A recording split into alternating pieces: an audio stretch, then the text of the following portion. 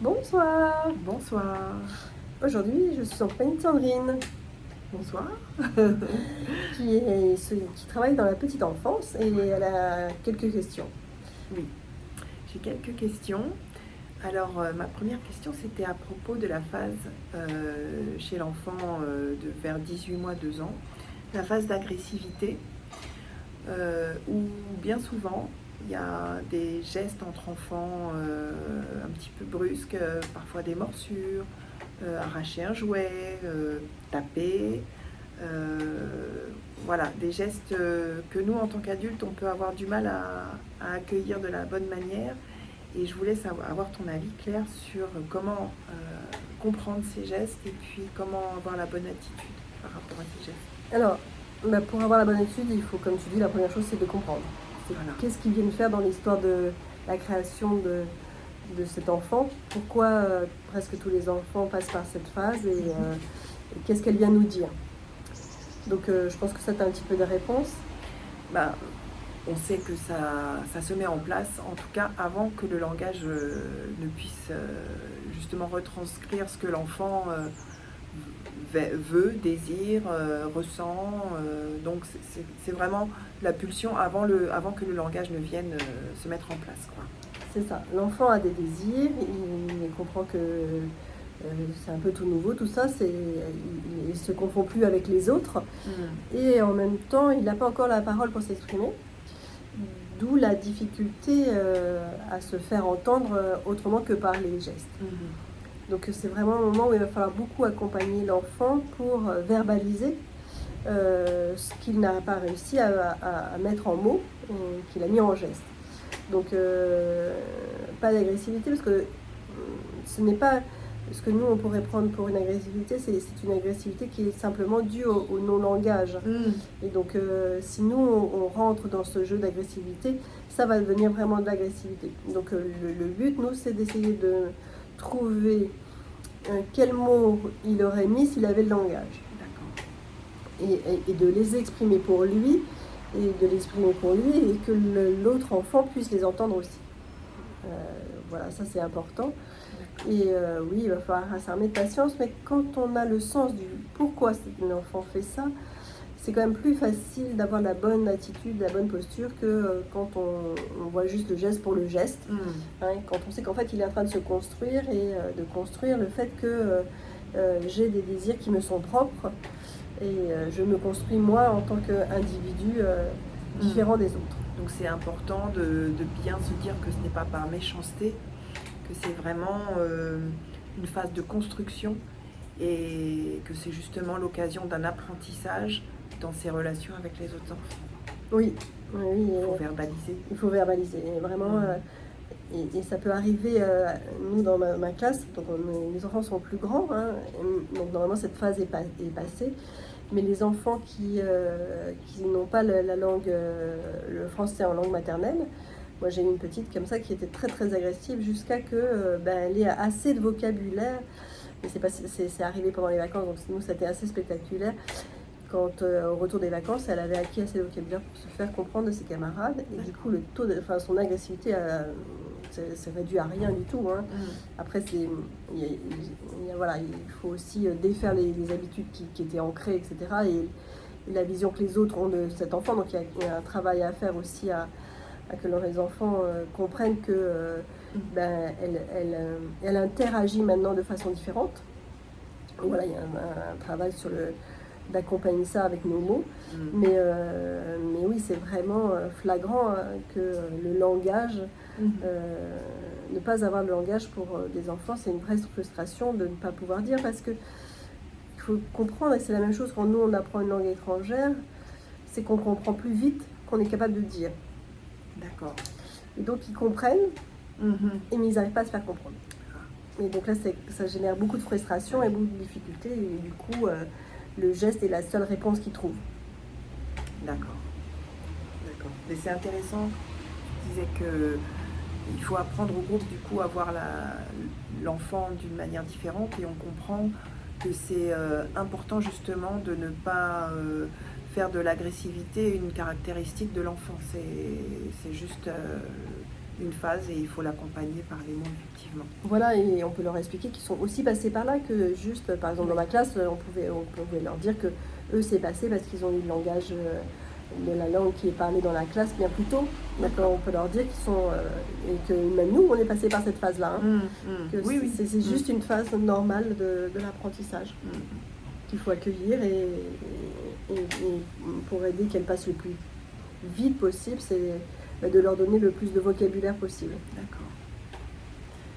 Et j'avais une autre question par rapport à la phase d'opposition de l'enfant. Parfois dans l'éducation des enfants, on peut avoir quelques difficultés à ce que l'enfant respecte les règles qu'on lui donne. Et je voulais avoir ton avis justement là-dessus, savoir s'il fallait punir, comment aborder justement ces règles que l'on pose pour que ça se passe bien. Alors la première chose, c'est déjà peu de règles. La règle, c'est peu de règles. Ça, c'est intéressant. Ça, voilà, parce que d'abord, pour s'y tenir et pour être cohérent, parce que la deuxième règle, c'est être cohérent entre tous les co-éducateurs. Oui. Et pour s'y tenir, moins on a de règles, mieux c'est, et plus c'est facile. Et être cohérent, et comprendre pourquoi on met ces règles. Parce que si c'est juste des règles pour des règles, elles vont être difficiles à tenir en fait dans le temps. Et vos explications, s'il y a besoin d'explications à un moment, elles ne vont pas tenir. Et c'est important d'expliquer quand même les règles à l'enfant, de mettre... Oui, il faut m'expliquer pourquoi. Il faut mettre des mots, pourquoi pour nous c'est important ça. Alors ça peut être les règles de politesse, simplement c'est comme ça qu'on vit ensemble dans la société. Et que toi c'est agréable de recevoir des bonjours et des merci. Là c'est du coup agréable pour les autres de les recevoir. Des règles de sécurité, donc là aussi on peut expliquer le danger. D'ailleurs par rapport à ça, moi je pense toujours qu'il faut montrer le danger plutôt que de le cacher et essayer de le limiter.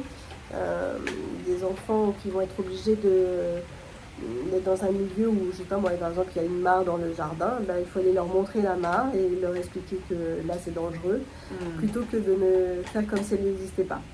D'accord. Ok. Et c'est vrai que en discutant un petit peu avant, tu disais qu'il fallait aussi faire attention de ne pas projeter nos peurs sur l'enfant, et je trouve ça très intéressant effectivement, parce que c'est vrai qu'on peut avoir tendance, nous, à juste projeter une peur alors que l'enfant est capable de faire sans se mettre en danger. Et moi j'ai toujours peur que ça induise chez lui du coup un peu d'assurance en lui-même. C'est ça. Une fois la confiance, si nous on veut qu'il ait confiance en lui, il va falloir d'abord que nous on ait confiance en lui. Oui. Ça c'est indéniable. Et qu'on ait confiance du coup en nous aussi, hein, notre capacité à le garder en sécurité. Un enfant qui s'écorche les genoux, c'est pas très grave, hein, on sait tous s'écorcher les genoux. On ne va pas l'interdire de courir. Voilà. Voilà. Monter sur les arbres, il va falloir que nous on ait conscience jusqu'où on est capable de l'accepter. Et formaliser, c'est-à-dire que si lui il est capable de monter plus haut et que vous, ça vous met dans une angoisse trop forte, il faut lui dire. D'accord. Moi, là, quand tu es aussi haut, j'ai peur. D'accord. Voilà. Parce que c'est vraiment notre angoisse et que elle nous est propre. Et en même temps, c'est lui montrer que c'est pas son angoisse à lui. C'est vraiment matérialiser que c'est pas... que peut-être qu'il n'est pas en danger, mais nous, on le sent. Nous, on pressent qu'il y a du danger alors que peut-être il n'existe pas, mais que cette peur-là, elle existe et qu'il faut l'accepter en tant que peur.